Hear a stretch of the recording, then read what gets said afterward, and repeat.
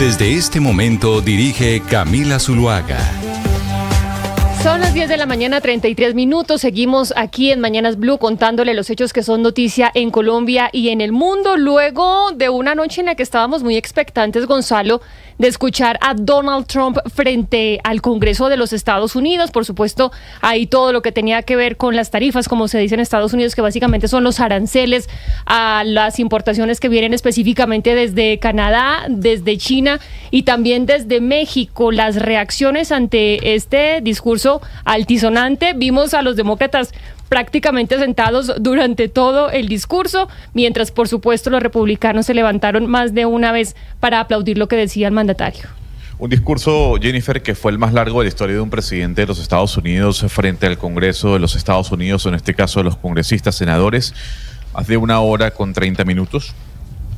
Muchas mentiras, ¿no? Hay que decir, no solo las mentiras sobre el Canal de Panamá, no solo también en lo dicho sobre Zelensky, sobre la guerra en Ucrania, sino también sobre algunos datos que se iban publicando o que se iban mencionando a medida que los minutos iban pasando. Los demócratas poco podían hacer, más allá de que mostrar un cartelito en sus manos que decía si era falso o si era verdadero, o si había algún tipo de desinformación en cada una de las frases que lanzaba durante la noche del día de ayer el señor Donald Trump. Habló del Tren de Aragua, comparó el Tren de Aragua con ISIS, comparó el Tren de Aragua con la Mara Salvatrucha. Ambas pandillas fueron ingresadas a la lista de grupos terroristas. Habló de que Estados Unidos va a recuperar el Canal de Panamá y ya mencionó cómo BlackRock, el mayor accionista de Hutchinson Holdings, compra las operaciones de los 2 puertos que colindan con el Canal de Panamá. Habló de la carta que le envió Zelensky, ¿no? Pidiéndole básicamente perdón y casi que arrodillándose frente a él. Y frente a eso, Jennifer, hay una información que se conoce hace cuestión de minutos y tiene que ver con una posible reunión la semana que viene en Washington. Luego de lo dicho el día de ayer por el señor Donald Trump y de las palabras tal vez de disculpas que diera Zelensky, se conoce que la semana que viene estarían viajando al Salón Oval el señor Keir Starmer, el señor Emmanuel Macron y el señor Volodymyr Zelensky.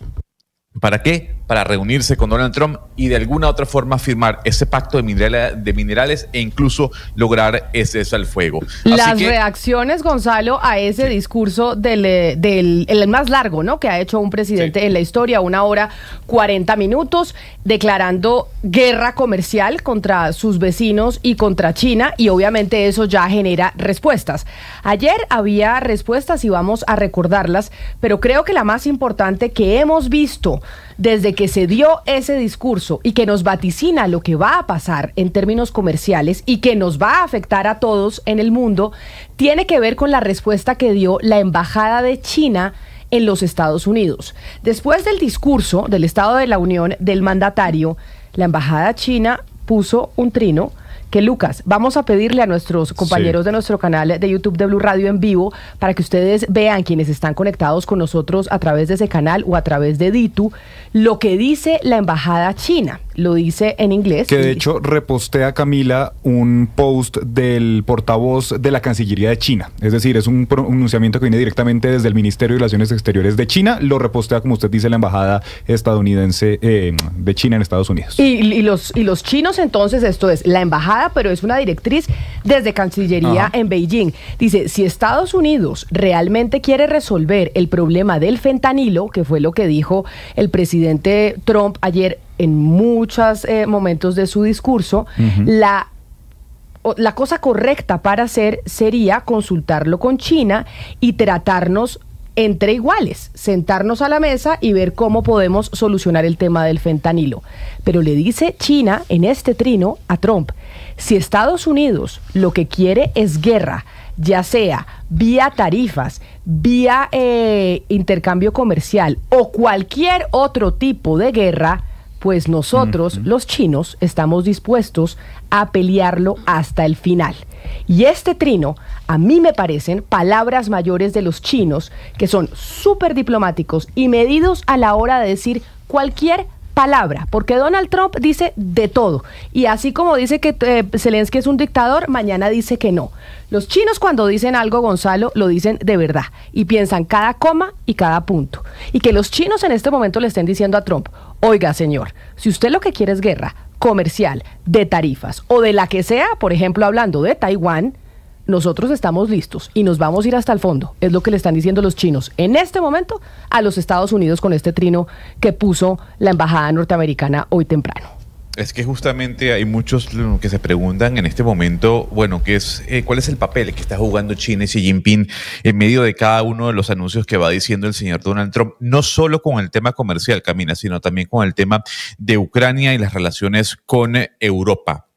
Xi Jinping se ha mantenido, digamos, a la distancia, se ha mantenido expectante sobre cuál va a ser la reacción de Donald Trump frente a esos temas. La semana pasada le preguntaron a Donald Trump sobre Taiwán y él dijo, yo no tengo nada que hablar sobre Taiwán en este momento, de ese tema no voy a entrar a discutir ni hablar en este instante. Y recuerde que la semana pasada, también lo comentábamos, el presidente Donald Trump dijo, ya yo no le voy a llamar virus chino al COVID, porque eso es faltarle respeto a China, y yo soy amigo de Xi Jinping. Lo he repetido una y otra vez. Eso sí, los chinos atacaron a Donald Trump en donde más le duele. Lo mencionábamos el día de ayer. Cuando Donald Trump anuncia ya, en definitiva, la entrada en vigencia de estos aranceles en contra de China, de México y Canadá, China responde y dice, perfecto, no pasa absolutamente nada. Nosotros, como el mayor importador de carne del planeta, le aplicamos un 15% de aranceles a esa carne que viene de los Estados Unidos. ¿Para qué, señor Trump? Para que a usted le duela en el votante fuerte, en el votante duro del centro de los Estados Unidos, que es el agricultor, que es el productor, que va a tener que pagar más por adentrar su producto en nuestro país.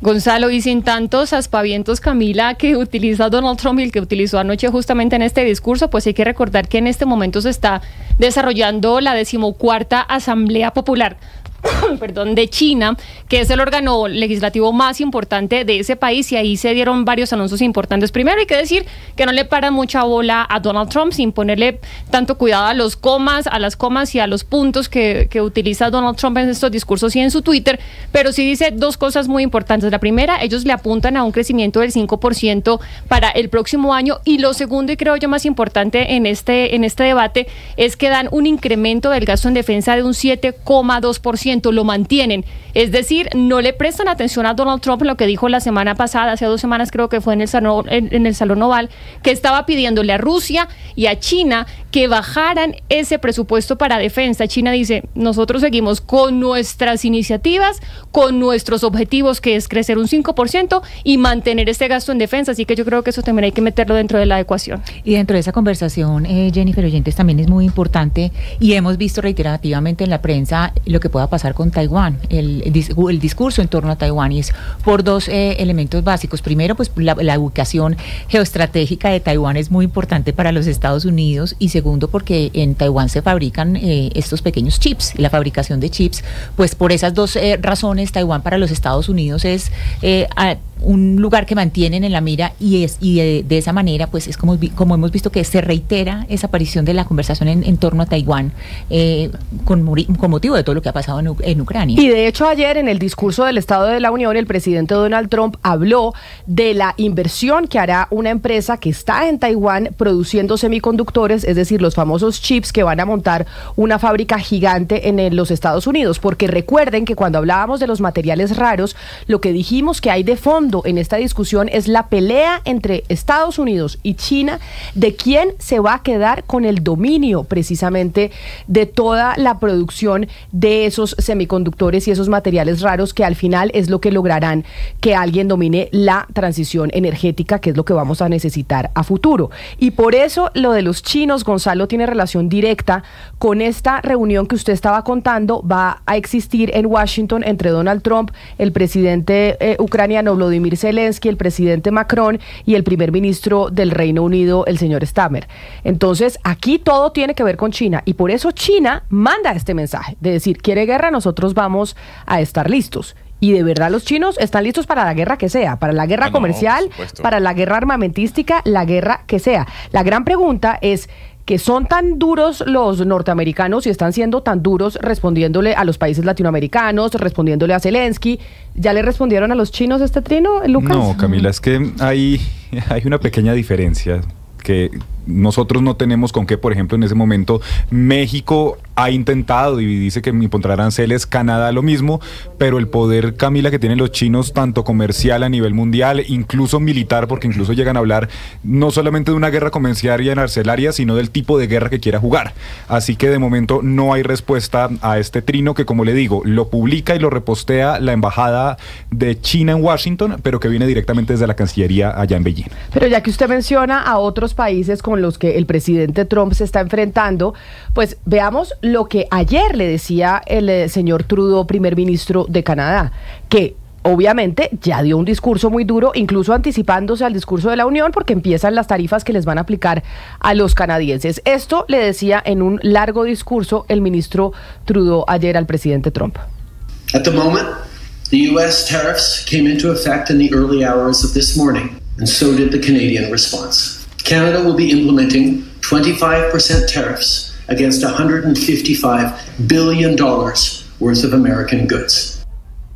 Ahí lo que le decía entonces el primer ministro canadiense al presidente Donald Trump, o en su discurso, es que efectivamente Canadá iba a responder y que también iba a poner 25% de aranceles a $155 billones en importaciones que venían desde por Occidente. Pero Claudia Sheinbaum, la presidenta, 5%, esto dijo la presidenta mexicana ayer.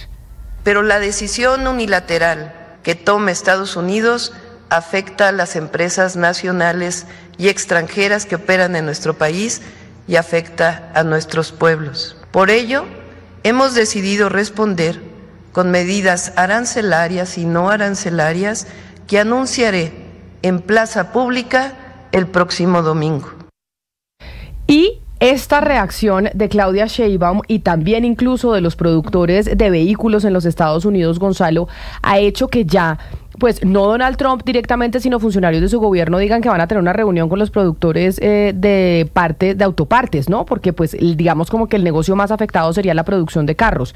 Y entonces ahí están empezando a ceder un poco, o sea, como que Trump está jugando a que él habla muy duro para ver si forza la negociación, pero la cosa puede alivianarse un poco después en reuniones entre las partes. Pero fíjese bien que antes del discurso de la nación que diera ayer el señor Donald Trump, en horas de la tarde habló el secretario de Comercio, Camila. Y el secretario de Comercio dijo, hoy podemos hablar de aranceles, mañana tal vez no. De alguna u otra manera, ese tire y encoge de Donald Trump amenazando a Canadá y a México es lo que pone a tambalear al mercado. Ayer Honda anunciaba que iba a trasladar la fabricación de sus vehículos a los Estados Unidos para evitar el pago de aranceles. La pregunta es, esas reuniones que mencionó, o esa conversación que mencionó el día de ayer el secretario de Comercio antes del discurso de la nación, ¿se dará? Estados Unidos hablará con México, hablará con Canadá con respecto al tema de los aranceles. ¿Por qué? Porque Claudia Sheinbaum, en ese audio que usted acaba de anunciar, dijo, el domingo nos vemos en plaza pública. Se ha confirmado que Claudia Sheinbaum el domingo dará un discurso en el Zócalo, Camila, en el cual hablará de cuál será la respuesta de México directamente a estos anuncios arancelarios por parte de Donald Trump. No obstante, el día de mañana también se tiene confirmada una conversación entre la presidenta de México y el presidente de los Estados Unidos con respecto a este tema. La pregunta es, ¿quién habla con la verdad? ¿Donald Trump con la guerra arancelaria o el secretario de Comercio diciendo aquí un día podemos estar como al día siguiente no? Ahí están, entonces, y no solo esas reacciones, es que vamos haciendo un recuento de las reacciones mundiales que se dan a ese discurso y a esa guerra comercial que ha iniciado el presidente Donald Trump, y una que tiene que ver directamente con usted, Gonzalo, que yo sé que usted hizo un resumen empezando esta transmisión, pero el presidente de Panamá, donde usted se encuentra ubicado, José Raúl Mulino, pues dio una respuesta a esto que mencionó el presidente Donald Trump ayer en su discurso sobre el Canal de Panamá, en donde enfocan a Marco Rubio, el secretario de Estado, y de verdad la cara de Marco Rubio es de película. Vamos a mostrar la parte en donde Trump habla del Canal de Panamá y se ve a Marco Rubio reaccionar también. My administration will be reclaiming the Panama Canal, and we've already started doing it.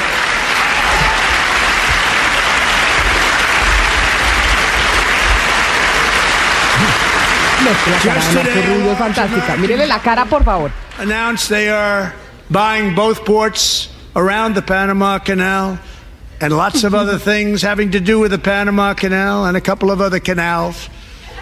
The Panama Canal was built by Americans for Americans, not for others. Camila insiste en que el canal de Panamá fue construido por estadounidenses, ojalá para estadounidenses, y vuelve a decir lo que Gonzalo ya nos ha dicho que no es cierto, y es que China tomó el control del canal. Pero además dice, vamos a reclamar el canal de Panamá, o sea, va a ser nuestro nuevamente, y ahí enfocan a Marco Rubio.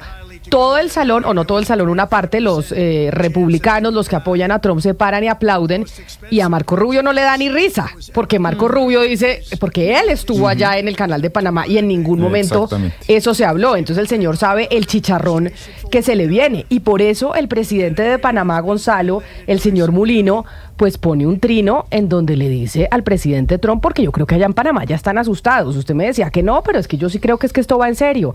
En donde le dice al presidente Trump que miente nuevamente y que el canal de Panamá no está en proceso de recuperación, y mucho menos es la tarea que en nuestras conversaciones con el secretario Rubio ni ningún otro se haya ni siquiera conversado.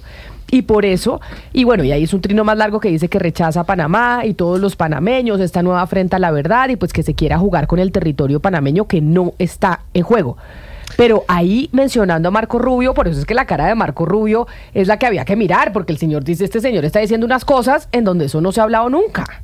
Es que de alguna u otra manera Marco Rubio se está dando cuenta de que la cantidad de mentiras y falsedades que Donald Trump está disparando con respecto no solo al tema del canal de Panamá, sino a otros temas que tienen que ver con la geopolítica global, pues pone en jaque tal vez la posición de Marco Rubio. Incluso Marco Rubio en una entrevista que luego fue desmentida por la autoridad del canal de Panamá diciendo, es que miren, está pasando un barco precisamente de China, cuando lo que estaba pasando era un barco de bandera hongkonesa que iba directamente o provenía directamente de los Estados Unidos. Aquí lo que estamos viendo, Camila, yo le puedo decir que hablé con autoridades el día de hoy y no hay ningún tipo de temeridad, no hay ningún tipo de miedo, siguen con el discurso de que el canal no se negocia.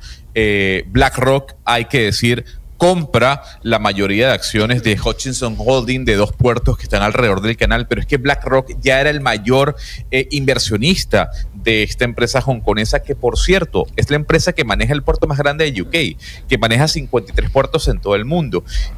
Ya Panamá ha dicho, nosotros nos salimos de la ruta de la seda, como tal vez una victoria que se lleva Marco Rubio, que se llevó Marco Rubio durante su visita a Panamá. Aquí lo que estamos viendo, Camila, es que en esta retórica de Donald Trump, lo que está trayendo a colación es nuevamente un enfrentamiento con Panamá, simplemente para obtener votos a lo interno de su país, porque a lo externo está claro que el canal de Panamá no es de los Estados Unidos.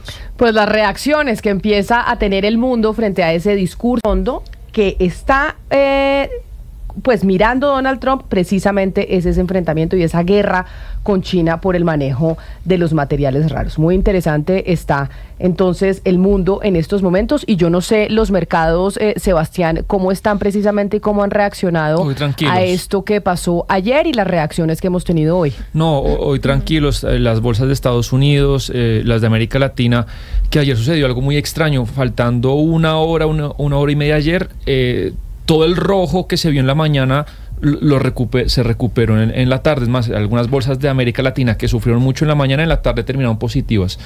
A veces estas cosas son difíciles de comprender. No sé si lo que Gonzalo hablaba de que pronto el secretario de Comercio dijo que se podían revisar las cosas, pero muchos activos que ayer están en bastante rojo terminaron al alza, levemente al alza. Ok, o sea, pero no se tiene explicación de por qué, porque igual el discurso de la Unión pues fue bastante fuerte en términos de guerra comercial, porque además el propio presidente Trump dijo, nos va a doler, y si nos toca sacrificarnos un rato, nos vamos a sacrificar un rato, pero esto es para volver a ser América grande otra vez y un gran productor. Sí, no, acá la bolsa principal de Estados Unidos está pues levemente en verde, 0.68 arriba. Creo que por ahora, no sé si las palabras ya no empiezan a pesar tanto en los activos de Estados Unidos, Gonzalo. Hay 2 puntos, Sebastián. Número 1, lo dicho por el secretario de Comercio, Camila, antes del discurso de Donald Trump, dio una leve esperanza para los mercados. Eso lo dicen todos los analistas el día de hoy. Pero también hay otro factor importante, y es el anuncio de Alemania, Camila. Alemania anunció hace cuestión de minutos una inversión de 500.000 millones de dólares. 500.000 millones de dólares, no solo en gastos o inversión de infraestructura para el país, sino también en defensa.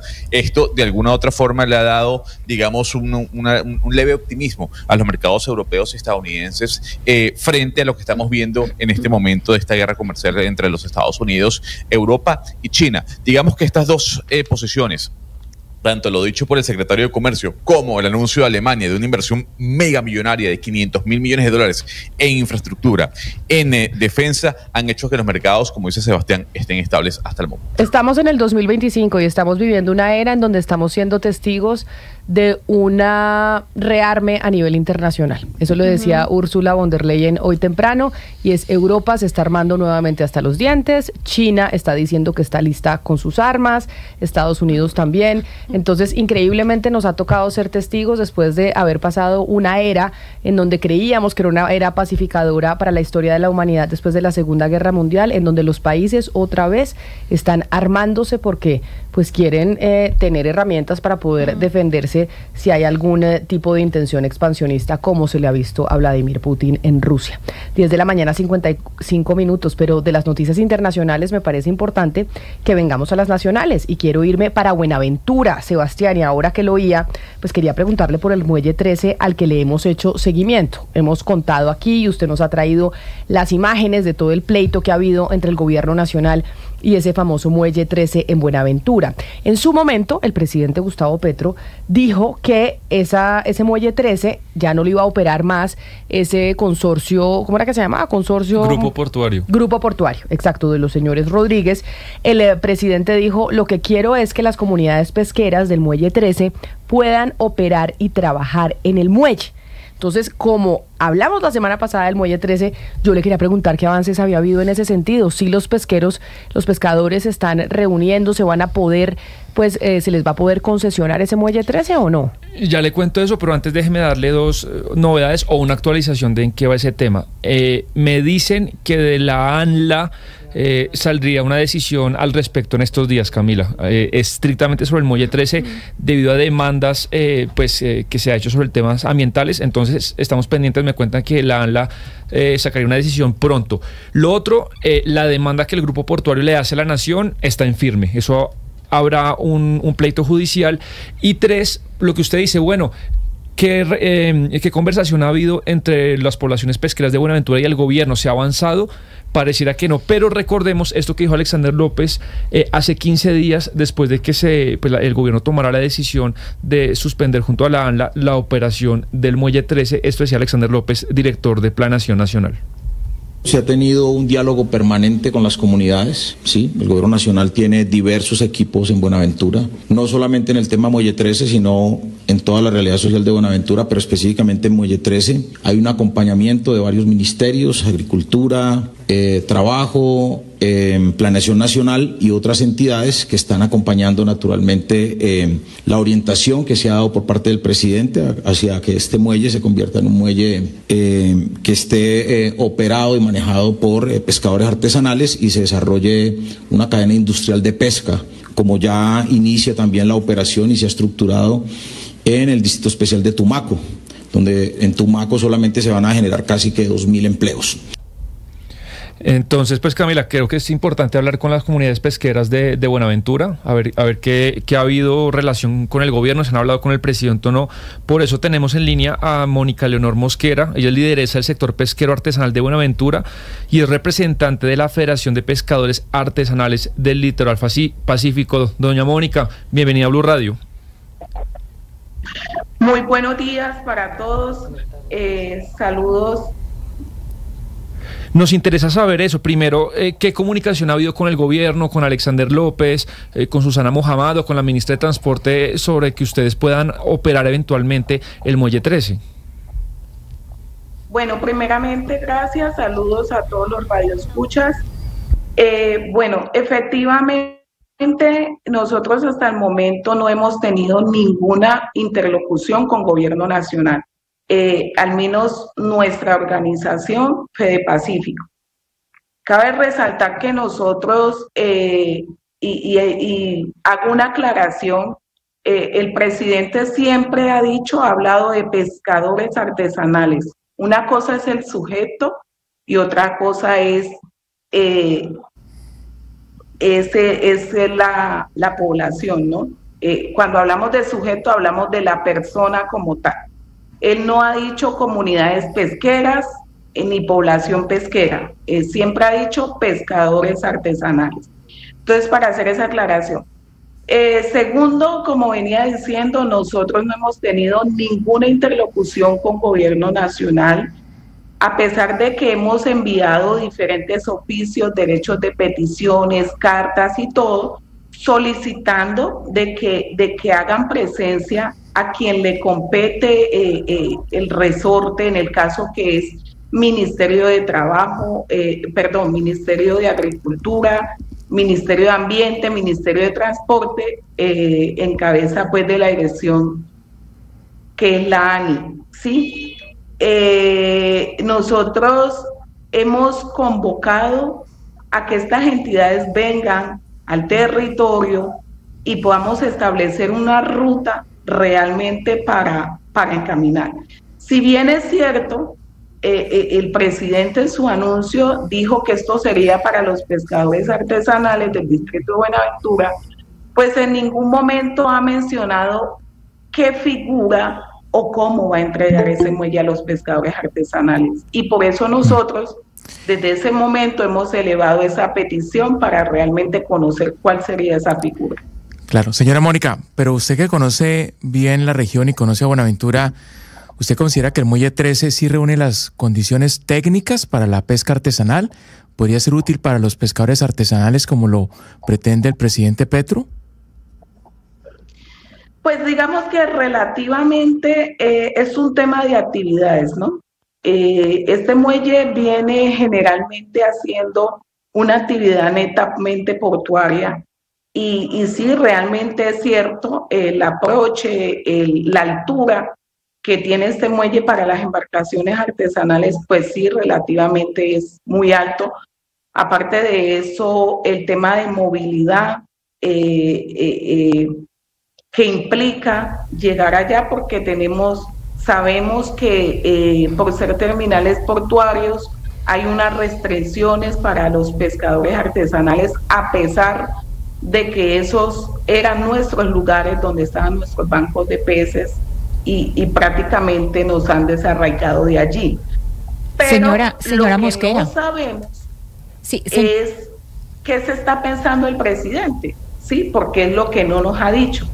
Él puede decir, podemos cambiar de actividad o seguimos con la misma actividad o construyamos una ruta clara. Eso no lo tenemos claro y entonces por eso no podemos saber decir si realmente... Señora Mosquera, pero en ese sentido lo que usted nos está diciendo, le quisiera preguntar sobre los pescadores artesanales. Yo sé que usted nos está hablando por Fede Pacífico, es la organización que usted representa, pero ¿cuántas organizaciones hay? ¿Quiénes clasifican? Si hay un censo de pescadores artesanales o hay cómo reconocer o identificar quiénes son realmente pescadores artesanales. Bueno, yo creo que primeramente que todo aquí hay que poner un orden como en todo este desorden que hay. Primeramente que todo, aquí se debió a convocar a la Autoridad Nacional de Acuicultura y Pesca, que es la autoridad que rige la pesca en Colombia. Nosotros tenemos una regional Cali que opera aquí también en Buenaventura, tiene una oficina. Entonces yo creo que en primera instancia es quien debe dar el reporte de cuántos pescadores y quiénes realmente somos pescadores. Sí, porque según la última caracterización que se hizo en el 2019 aquí en el distrito de Buenaventura, teniendo en cuenta las novedades que se dejaron, aquí en solo Buenaventura hay alrededor de 5.000 pescadores artesanales, incluidos hombres y mujeres, ¿sí? Tendencia mucho más, porque en su momento por temas de seguridad pues no se pudo acceder a algunos barrios. Entonces eso tiende a ser mucho más. Claro. El reporte oficial reposa en la Autoridad Nacional de Acuicultura y Pesca. Pero entonces, doña Mónica Leonor Mosquera, lideresa del sector pesquero, y Sebastián, lo que puedo yo concluir con lo que dice su invitada es que pues no están listos y aquí no se ha hablado con los pescadores para que se haga. No ha habido diálogo. No ha habido diálogo. Hay una intención, pero no se ha hecho nada. O sea, así mucho discurso, pero poca ejecución. Es lo que estamos viendo. Sí, nos cuenta ella que es la lideresa más importante de ese tema pesquero en Buenaventura, Camila. Pues señora Mosquera, muchas gracias por haber hablado con nosotros y por habernos dado respuestas sobre eso que teníamos la duda. Se tiene la intención de darle ese muelle 13 a los pescadores, pero con los pescadores ni siquiera han hablado desde el gobierno nacional. Gracias por habernos atendido. Muchas gracias a ustedes y de verdad esperamos que este sea un medio efectivo, porque realmente existe la necesidad de que el gobierno nacional se reúna con los verdaderos pescadores y los verdaderos representantes de organizaciones de pescadores artesanales, tanto urbanos como rurales, porque Buenaventura no solamente son urbanas, la ruralidad de Buenaventura es casi el 90% y allí tenemos también un número de pescadores artesanales significativo. Señora Mosquera, mil gracias por haber estado con nosotros aquí en Mañanas Blue. Nosotros hacemos una pausa y nos vamos para la OTAN. Nos vamos a hablar efectivamente de si pues Europa se está preparando para la guerra y qué pasará con esta intención que ya ha dicho el señor Elon Musk de salirse los Estados Unidos del Tratado del Atlántico Norte. Siempre puedes asumir tu condición. Eres frágil, eres débil, eres contingente. Eres vulnerable y desde allí construyes tu vida. La experiencia espiritual te lleva a aceptarte tal cual eres, a vivir desde la realidad. Hoy te propongo que seas capaz de controlar tu vida, de controlar aquello que te quiere dominar. Eso en el campo espiritual lo llaman ayuno, ser capaz de tomar distancia de eso que quiere controlarnos, de eso que quiere robarse nuestra voluntad. Ojalá hoy sepas asumir tu condición y hacer ese ejercicio espiritual. Empieza hoy, sin excusa.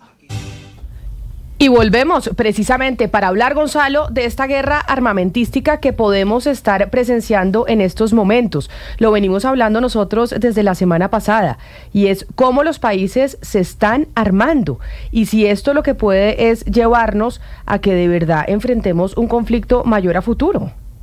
Mire, Camila, hay una pregunta que le estuve escuchando a algunos periodistas y tiene que ver con lo que dijo Ursula von der Leyen, ¿no? El anuncio de una inversión de 800.000 millones de dólares en defensa que hará toda la Unión Europea. Esto con miras a frenar un poco el impulso de Rusia por querer conquistar otros territorios más allá que Ucrania. Y eso significa entonces que la Unión Europea ha entrado en una guerra. El aumento de 800.000 millones de dólares en defensa, el aumento del Producto Interno Bruto del bloque en compras armamentistas que seguramente le caerán en su gran mayoría a los Estados Unidos y ahí Donald Trump saldrá ganando, es porque Europa entró en guerra con Rusia o al menos está a un paso de que eso ocurra. Esa es la gran pregunta que se hace en el día de hoy desde el viejo continente. Y esa pregunta se la podemos hacer, si le parece, a Sir Richard Shirreff, que es o fue vicecomandante supremo de la OTAN en Europa, precisamente de este Tratado del Atlántico Norte, y quien nos atiende hasta ahora desde el Reino Unido. Sir Shirreff, thank you so much for being with us in Blue Radio. It's a pleasure talking to you. Thank you very much for having me. Así que quiero preguntarle al señor Shirreff si le parece, Gonzalo, pues precisamente eso, si él cree que Europa se está preparando para la guerra. Sir Shirreff, do you think Europe is preparing for war? After we listened what Ursula von der Leyen said this morning and what is happening in the continent, do you think what is happening right now is that the region is preparing for a war maybe with Russia? What I think is happening is Europe finally getting the message that it has to be prepared for the worst case, which is war with Russia, in order to prevent war with Russia. Because the only way Russia is going to be stopped is if it believes that it cannot win. And at the moment, what is happening is that, by the look of things, President Trump of the USA is effectively giving Putin what he wants. So he thinks he's going to win. So Europe has to operate, has to stand up, has to be prepared for the worst case. Lucas, ¿qué nos dice el señor Sheriff, Sir Sheriff? Que yo no sé si le digo Sir o le digo General. Ahorita le pregunto que cuál de las dos le digo. Justo tenía esa duda también, Camila. Lo que dice es que finalmente está sucediendo algo que debió haber pasado hace mucho rato, y es que Europa está recibiendo el mensaje de que tiene que estar preparada para el peor de los casos. Ese peor de los casos es lo que usted le preguntaba, una guerra con Rusia, y nos dice que la única forma de evitar una guerra con Rusia es que Rusia crea que no puede ganar, pero que en este momento lo que está pasando es que Donald Trump, el presidente estadounidense, le está dando a Putin todo lo que quiere, y en este momento pues Rusia ¿qué cree? Que puede ganar. Before we continue with the interview, I wanted to ask you, how should I call you, Sir Sheriff or General Sheriff? I'm very happy with Richard, but I guess if formally it should just call me General. How about that? Oh, okay, that's perfect. Thank you, General. So, General, you said, y le voy a preguntar, que él dijo que Donald Trump le está dando a Rusia lo que él quiere, y Elon Musk dijo que Estados Unidos debería salirse de la OTAN. ¿Qué pasa si Estados Unidos se sale de la OTAN en todo este tema con Rusia y la guerra en Europa? General, you just said that Donald Trump, the president of the U.S., is giving Vladimir Putin what he wants. And Elon Musk said recently that the U.S. should drop out the NATO. What would happen in this conflict, in this situation with Europe, if that becomes a reality, if the U.S. drops out of the NATO? I think it is almost certain that the US, the United States of America, which for 76 years has been the key founding partner and the foundation of NATO, has already, in a sense, torpedoed NATO below the waterline by the behavior of America over the last 2 weeks. So NATO now the remaining members of NATO now have to think very hard about what security organization is going to follow, because I think it is certain that America will leave NATO. And that, of course, will leave a massive security gap in Europe and the transatlantic region.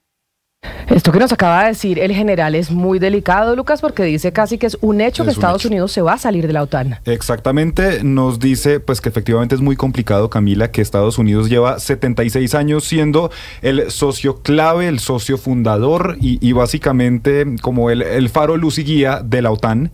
Nos dice efectivamente que es muy complicado, que estas 2 últimas semanas pues ya se ha visto una especie como de torpedeada del funcionamiento de la OTAN, y que la gran pregunta ahora no es si Estados Unidos se va a salir, que para él Estados Unidos va a dejar la OTAN, sino ese hueco en la seguridad que va a quedar en Europa, que entonces va a ser la clave de qué tipo de organización va a recurrir Europa para su seguridad. Sí, en ese sentido le quisiera preguntar al general Sheriff sobre precisamente si se va a los Estados Unidos y se van de la OTAN, si Putin realmente se sentiría intimidado por la presión de la Unión Europea y del Reino Unido. General Sheriff, knowing what you told us about the U.S. leaving NATO after 76 years, do you think that Putin will be intimidated or nervous by the UK and also the European Union and all the recent actions that they have taken? Sorry, could you just repeat that? Do I think that Putin will be deterred, or do you think he'll be intimidated? Do you think that that's an intimidation? Do you think that is an intimidation for Putin? No. Well, it should be. I mean, to be honest, the only way Putin is going to be stopped is if he is intimidated, if he fears the consequences of a combined defense by the European members of NATO, plus, of course, Canada as well. So the whole point of this is that Putin is a dictator. He is determined to eliminate Ukraine from the map as a sovereign state. He is determined to build another Russian empire in Eastern Europe.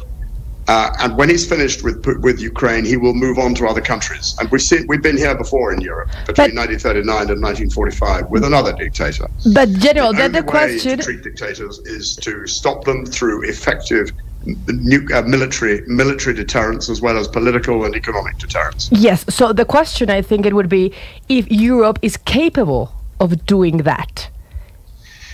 That's a really important question. The answer is that Europe has got to make itself capable. In economic terms, Europe dwarfs the combined GDP of Europe, dwarfs that of Russia. But for too long, Europe has expected America to provide the muscle to defend Europe. So now this is the wake-up call for the nations of Europe, the NATO members of the NATO European members and Canada, that they now have to dig really deep. They have to change their mindset, and they have to find ways to replace America. This is a real challenge. I'm sure that Europe can step up to the mark, but it is going to take leadership, energy, political courage, and it's going to require major sacrifices to be made if that's to happen. But let's be optimistic. The British Prime Minister Keir Starmer has made a very good start leading the coalition of the willing in Europe. There are measures being put in place to raise money, large sums of money in the European Union for rearmament. So, and of course, Germany has transformed with the election of Friedrich Merz, who's already put in place the measures for Germany to increase defense spending really significantly through changes to the debt rules. So a real challenge. Europe has to step up to the mark. Allow us to translate, General.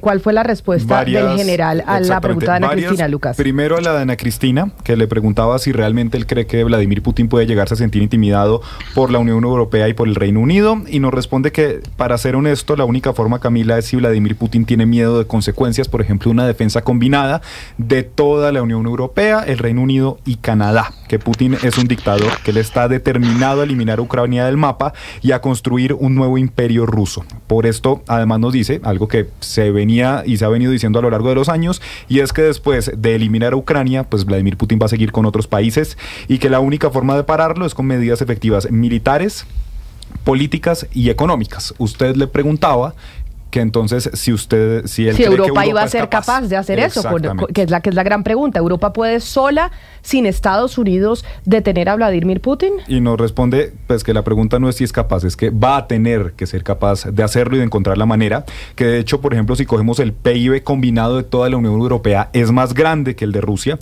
pero que Europa durante muchos años ha estado ahí como tranquila, esperando que sea Estados Unidos el que tenga el músculo financiero, militar, y que se haga cargo. Que en este momento lo que está pasando es un llamado a la acción tanto para la Unión Europea como Canadá, porque en varias de sus respuestas menciona justamente que Canadá también tendría un rol muy importante, y nos dice que bueno, que hay que ser optimistas, que por ejemplo el primer ministro británico Keir Starmer ha hecho un buen inicio con la financiación para rearmarse por parte de Europa, que Alemania se va a transformar también políticamente con estas nuevas elecciones que hubo recientemente, y que seguramente va a haber mucha más plata para el financiamiento militar de Ucrania.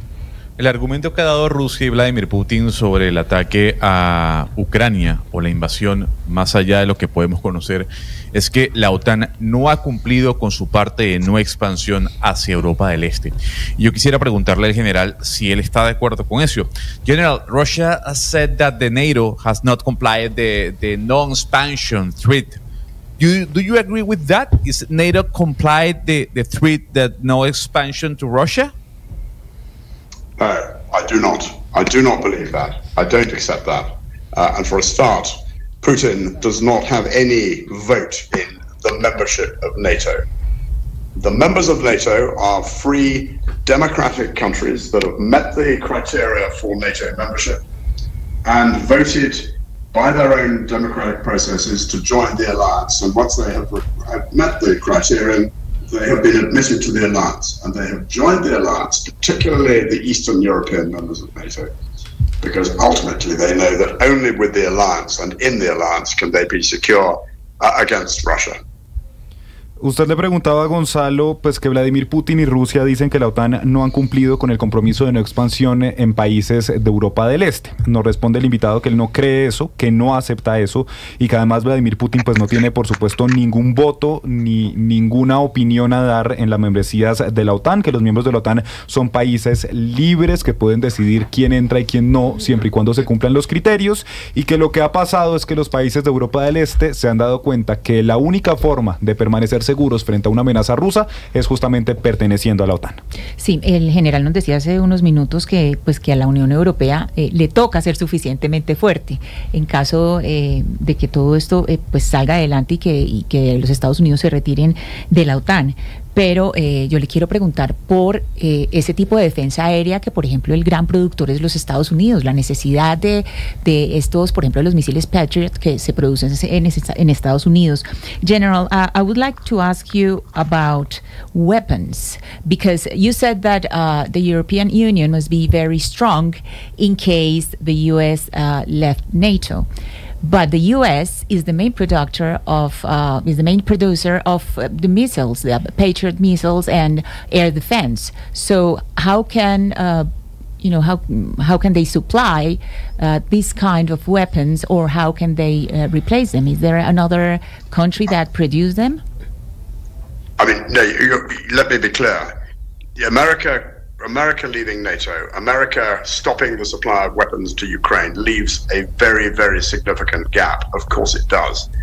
So my point is that Europe has to get on and fill the gap, however difficult, however hard, however challenging. And I'm sure, I know that Europe has the ingenuity. The question is whether Europe has the time. Nos dice Ana Cristina, usted justamente le preguntaba ¿qué va a pasar con Estados Unidos, por ejemplo, saliéndose de la OTAN, deteniendo el suministro de armas, por ejemplo, de los misiles Patriot y esa defensa aérea? Y nos responde que, por supuesto, Estados Unidos y esta salida dejaría un gran hueco, que la gran pregunta no es si Europa tiene la ingeniería, que él cree que sí la tiene, sino si tenemos el tiempo de sentarnos a armar esas armas. Pero nosotros empezamos este programa diciendo que había intención de que el presidente de Ucrania, Volodymyr Zelensky, el presidente de Francia, el señor Emmanuel Macron, y el primer ministro Keir Starmer se reúnan la próxima semana en Washington con Donald Trump para hablar de un proceso de paz. Entonces quiero preguntarle al general, a nuestro invitado, que ha sido clarísimo en sus respuestas y pues además muy asustadoras las respuestas, si él cree que esa reunión puede frenar toda esta situación en Europa. General, we knew that next week Prime Minister Starmer, the president of France, Macron, and Volodymyr Zelensky might fly to D.C. again to meet Donald Trump to see if they can agree with a peace agreement with Russia and the agreement of the materials, of the rare materials that Ukraine will give to the U.S. Do you think that meeting might stop the situation that we're fearing it's going to start happening in Europe, between Europe and between Russia? Do you think it's going to come out something positive from that meeting in DC next week? I find it really difficult to see how anything positive can come out of it without Ukraine having to effectively capitulate. The problem is this: Putin has never changed his intentions as far as Ukraine is concerned.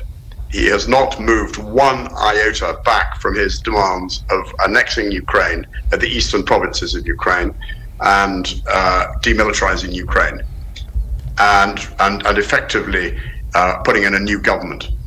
Zelensky can never accept that. So I find it really difficult to see how the two can be reconciled. Nos dice Camila, usted le preguntaba sobre la reunión que muy probablemente se dé la próxima semana en la Casa Blanca. Nos responde que él ve muy difícil que salga algo positivo de esta reunión y sobre todo sin que Ucrania tenga que ceder y él usa la palabra capitular. Dice que Putin nunca ha cambiado sus intenciones sobre Ucrania desde el principio de la guerra, que no se ha movido ni un ápice, que sus demandas de anexar las provincias orientales de Ucrania, de desmilitarizar Ucrania y de hecho poner un nuevo gobierno, él no se ha movido en eso y que es muy difícil que Zelensky acepte eso. Así que realmente él no cree que salga algo positivo de esa reunión. Pero entonces yo le quiero preguntar al general, ¿es imposible que haya un acuerdo de paz? Que era lo que decía Donald Trump en esa reunión. Es decir, si ninguno se mueve dentro de la mesa, si Zelensky no está dispuesto a ceder, pues no va a haber posibilidad de paz. Entonces, ¿cuál sería la salida para el general para que haya un acuerdo? General, but then if you said that you are not positive about what is going to happen next week in DC, that if Vladimir Putin is not giving away anything that he wants in Ukraine, last week, when we saw that meeting between Zelensky and President Trump was saying, if Zelensky doesn't want to move and doesn't want to give anything away, there's not going to be a peace process. Because in a peace process, you have to be able to give something. Otherwise, there's not going to be a middle end between both nations. So what would be the solution? Like keeping this war and not going to a peace process between the two nations? Zelensky knows that if he surrenders effectively to Putin's demands, that is the end of Ukraine as a country. The country will die. So all my Ukrainian friends tell me that they will go on fighting on their own if necessary, because they know that if they stop fighting, that country will die. So you ask, what is the solution? The solution is quite simple. Russia has got to be made to understand it is never going to succeed in Ukraine. It is never going to be able to reincorporate Ukraine as part of another Russian empire.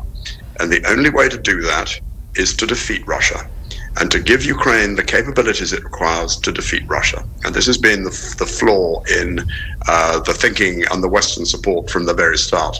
However, I mean, that is the solution. How you can imagine how difficult that is. It's easy to say, but with Trump as the president of the USA, who is effectively, as far as I can see, in bed with Putin, it's going to be almost impossible to achieve unless Europe says, we'll do it on our own with Ukraine.